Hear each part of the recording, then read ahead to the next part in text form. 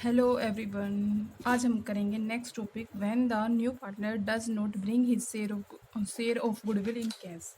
जब नया पार्टनर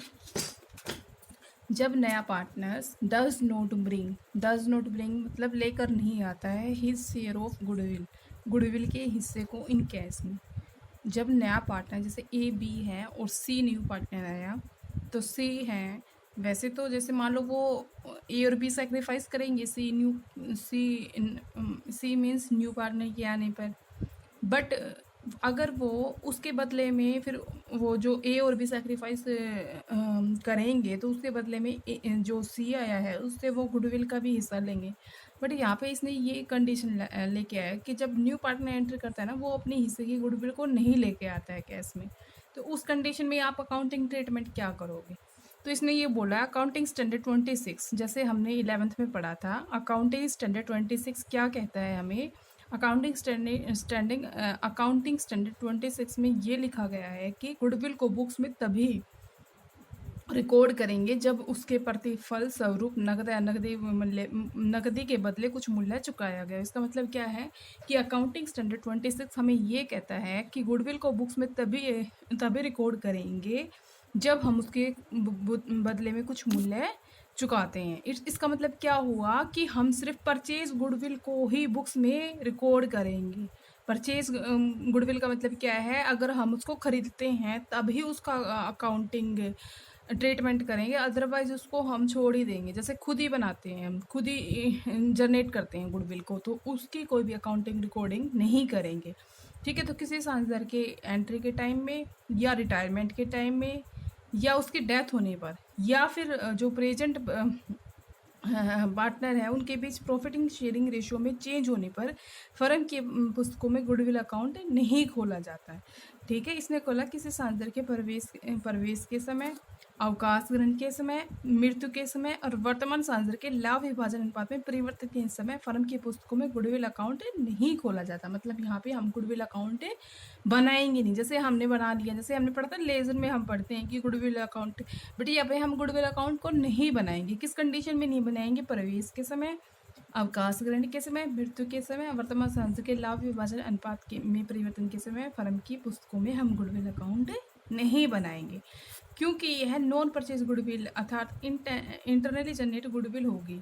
मतलब किस परिवेश के समय, अवकाश ग्रहण के समय, मृत्यु के समय, वर्तमान सांसद के लाभ विभाजन अनुपात में परिवर्तन के समय फर्म की पुस्तकों में कोई गुडविल अकाउंट इसलिए नहीं बनाते क्योंकि वो कैसी गुडविल होती है? परचेज गुडविल ना होकर के वो कैसे होती है? इंटरनली जनरेटेड गुडविल होती है। सिर्फ हम उसकी क्या तभी हम, क्योंकि उसके बदले में इंटरनली जनरेटेड का मतलब क्या है कि उसके बदले में हम उसको खरीदते नहीं है। मतलब खरीदने का मतलब क्या हुआ यहाँ पे? हम उसकी पेमेंट हम कैश में या कैश के बदले हम किसी रूप में भी नहीं करते हैं।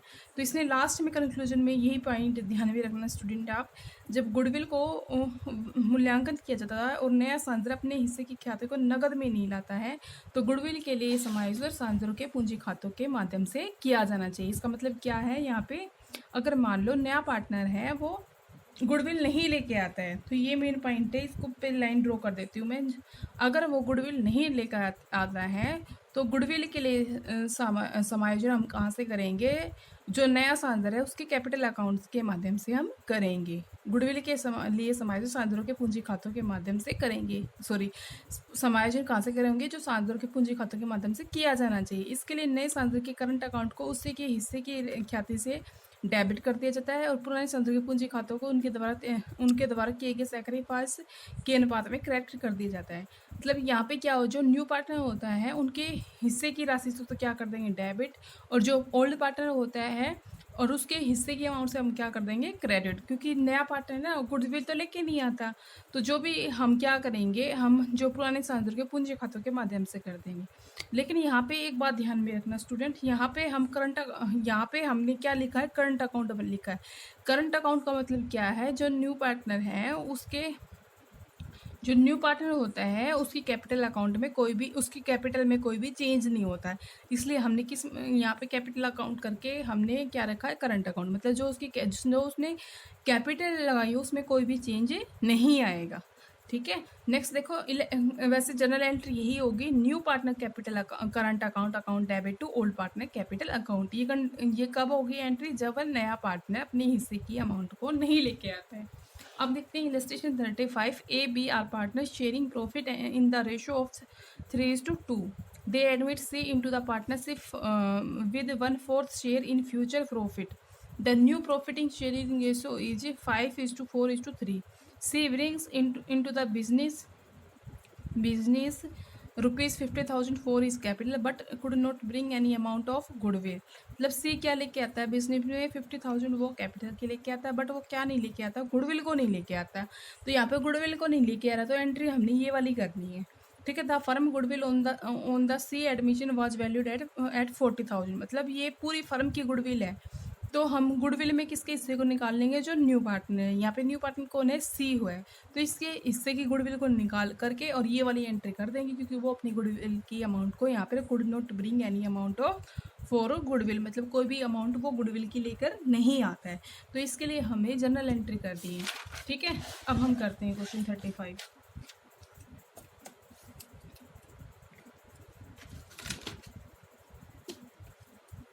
Bank account debit to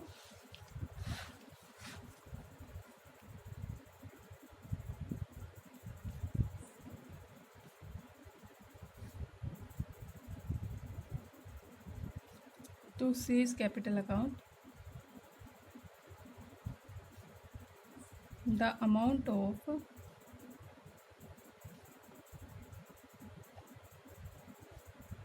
capital brought in cash।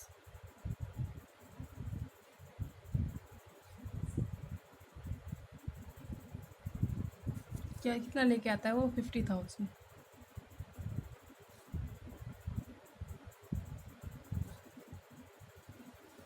ठीक है। अब क्या कर देंगे, वो अपने हिस्से की गुडविल को सी पार्टनर क्या लेके आता है, कैपिटल लेके आता है 50,000 को, बट वो गुडविल लेके नहीं आता।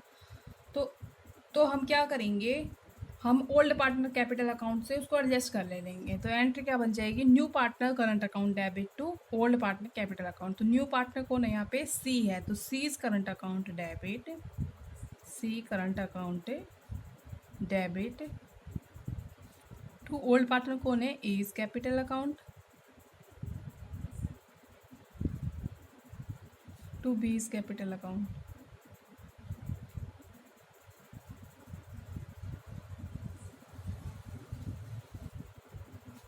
ठीक है। पहले हम वर्किंग नोट बना लेते हैं, यहाँ पे गुडविल का हिस्सा निकाल लेते हैं। यहाँ पे वैल्यू ऑफ द गुडविल,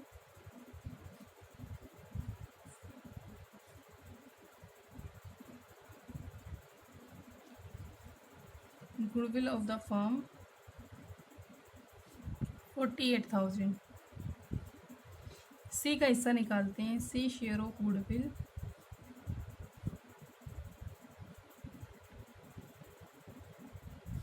48,000 का क्या कर लेंगे, कितने हिस्से के लिए आता है सी, 1/4 हिस्से के लिए। तो कितना आ जाएगा ये, 12,000। ठीक है। अब हम ये तो हमारा इससे गुडविल लगी। अब हम इसको सेक्रीफाइस रेशियो में कैलकुलेट करें, तो सेक्रीफाइस रेशियो निकाल लेते हैं। Calculation of sacrifice ratio,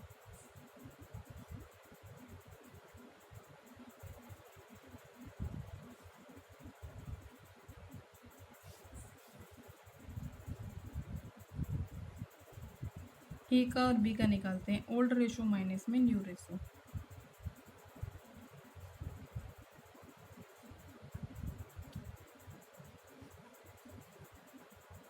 old ratio क्या, 3/5 माइनस में 5, 12। इसको सोल्व करेंगे तो आ जाएगा 36, 25 रिटेन 16, ये आ जाएगा 11/16। अब हम बी का भी निकाल लेते हैं, बी का 2/5, तो ओल्ड रेशियो, न्यू रेशियो 4/12। तो ये सोल्व करेंगे तो ये निकल जाएगा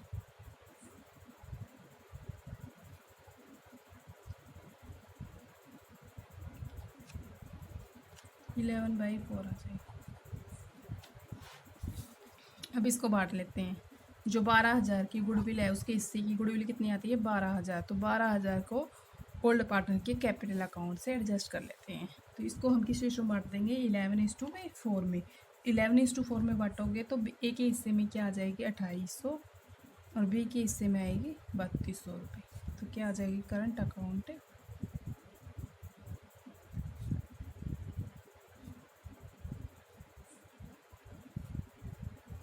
new partner debited for his share of goodwill and capital account of old partner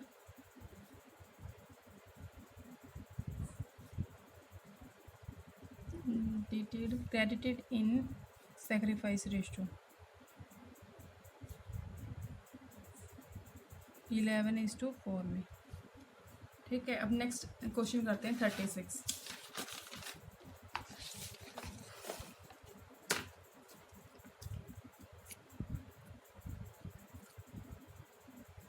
cake and muffin are partner sharing profit and losses in the ratio 5:4।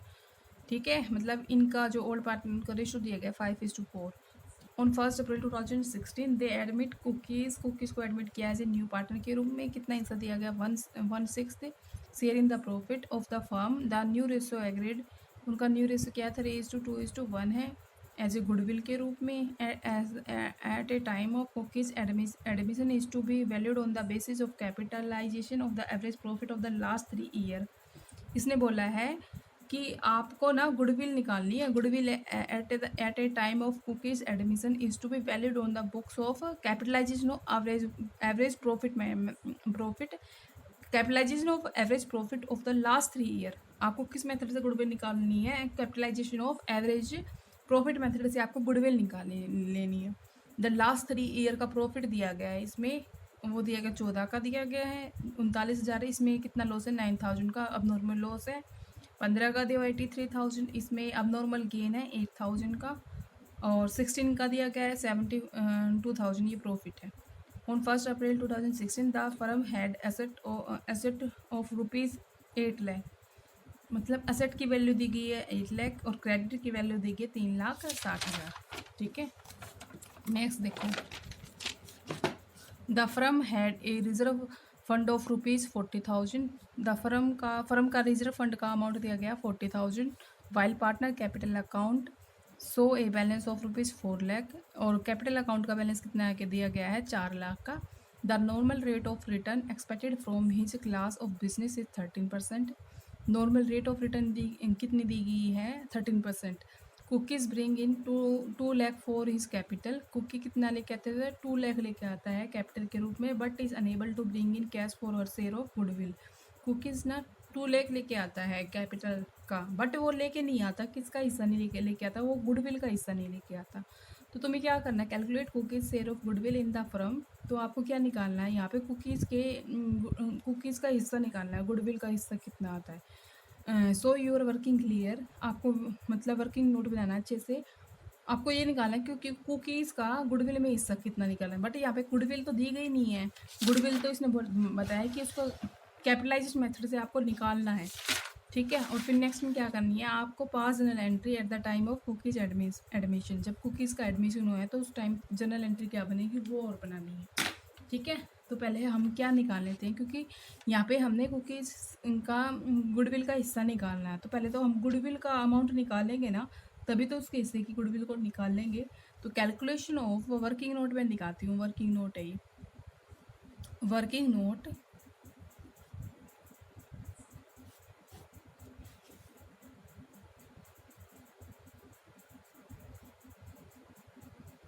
Calculation of average, देखो यहाँ पे एवरेज नॉर्मल प्रॉफिट वो दिया गया है, तो हमने ये मेथड फॉलो करना, capitalisation of average profit. Calculation of average profit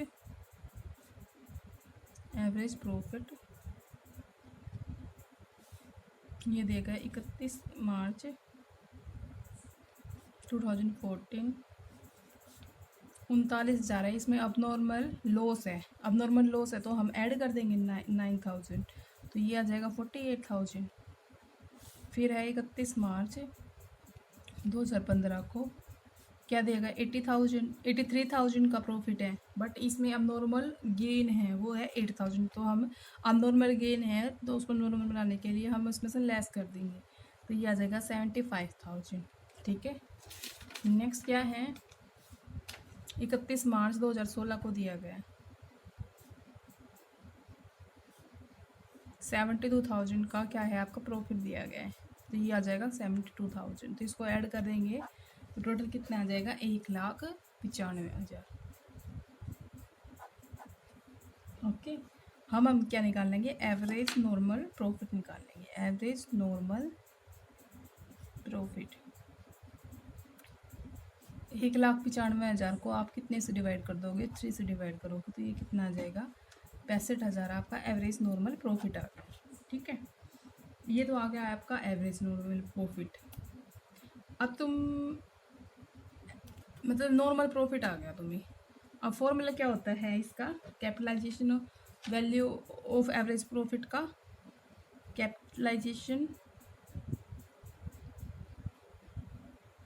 of value of average profit का फॉर्मूला क्या होता है,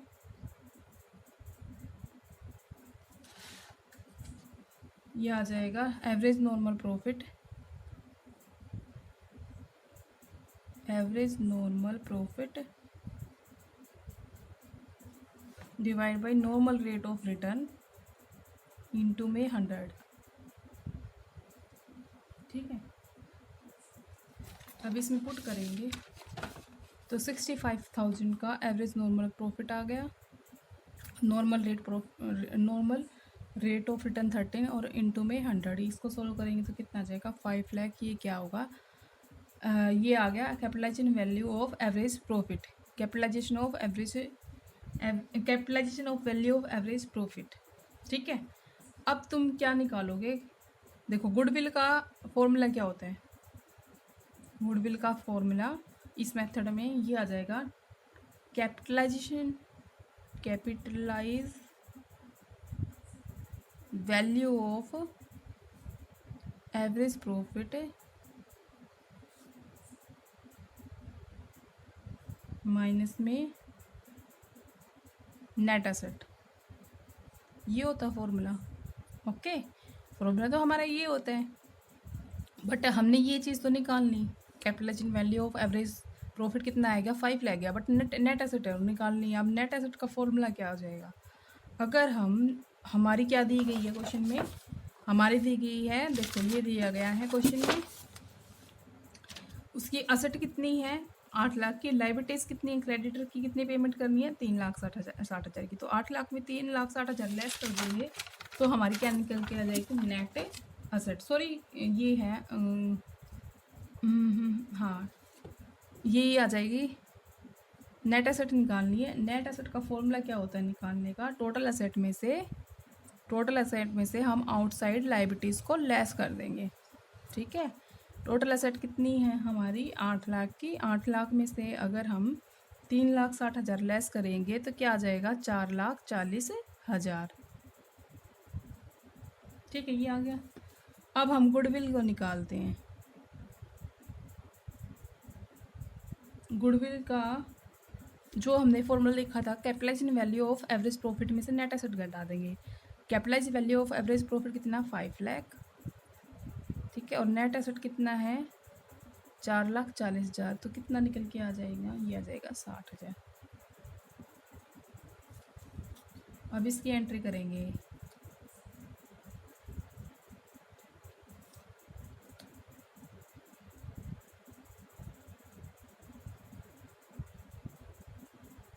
bank account debit to cookies capital account,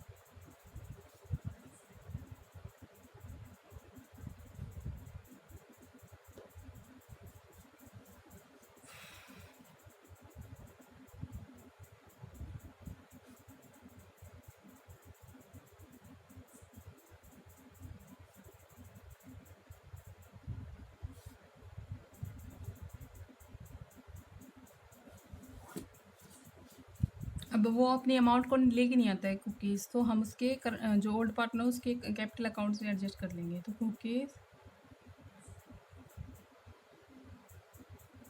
cookies current account debit to के कैपिटल अकाउंट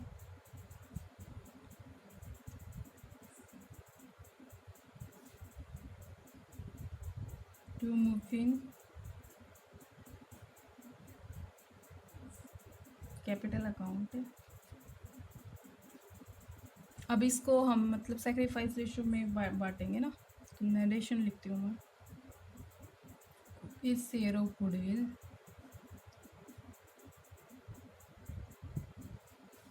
क्रेडिट टू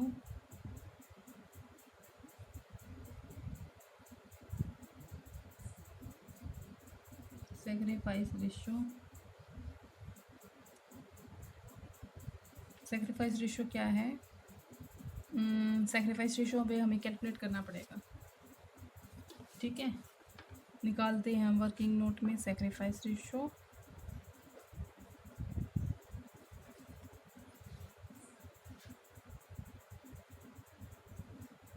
ए का निकालते हैं। Old ratio क्या था? 5/9 है। न्यू रेशियो है 3/6। इसको सॉल्व करेंगे तो ये निकल जाएगा 18। 10 में से 9 लेस करोगे तो 1/18। फिर उनका सॉरी ये है वो है आपका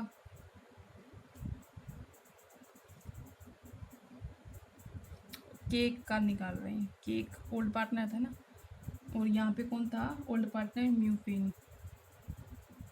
म्यूपिन का निकाल देंगे। ओल्ड रेशो 4/9 है और न्यू रेशो 2/6 है। इसमें से लेस करेंगे तो ये आ जाएगा 2/18 आ जाएगा। इसका 1:2 आ जाएगा। ओके, अब हम इसको सोल्व कर लेते हैं। इसका हिस्सा निकाल लेते हैं। गुडविल में कितना आ जाएगा? ये शेयर ऑफ गुडविल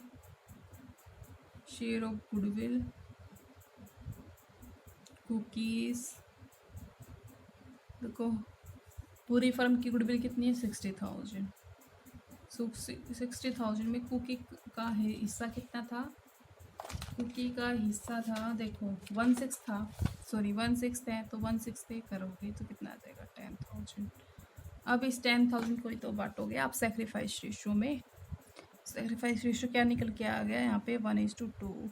1:2 में बांट लोगे 10,000 को, तो ये आ जाएगा 3,333 और ये आएगा 6,667। तो ये है हमारा आंसर। आज की क्लास के लिए इतना ही काफ़ी। अब हम करेंगे नेक्स्ट क्लास में।